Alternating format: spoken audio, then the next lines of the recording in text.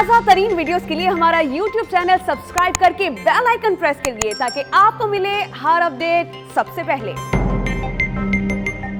भारतीय जो वेरिएंट है ये बड़ी तेज़ी से फैलता है और आगे आपको फैसल सुल्तान बताएंगे कि ये इससे किस किस्म की पाकिस्तान के अंदर हमें अभी असरात नज़र आने शुरू हो गए हैं। लेकिन इससे निकलने का हल क्या है? सबसे फौरी तौर पर तो इसका हल एक ही है, हिफाजती तदाबीर को अपनाएं। SOPs जो हैं, जो हुकूमत की तरफ से जारी की जा रही हैं, NCOC की तरफ से जारी की जा रही हैं, उन पर ज़्यादा से ज़्यादा अमल दरामद करें। और ख़ास तौर पे ये जो आगे ईद की छुट्टियां आ रही हैं, इसके अंदर एहतियात करने की बेतहाशा ज़रूरत है।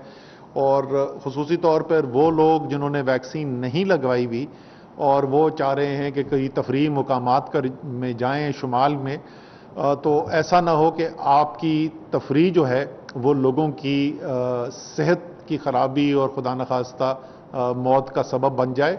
इसलिए अगर आपके पास अगर आप वैक्सीनेशन नहीं हुई भी आपकी, तो बराए मेहरबानी इस ईद की छुट्टियों के अंदर आप ये तफरीह मुकामात की तरफ मत जाएं। और अगर आप जाएंगे तो हिदायत हैं सारे अमले को कि फिर आपको रोका जाएगा, आप वैसे ही एक ज़हमत से गुजरेंगे।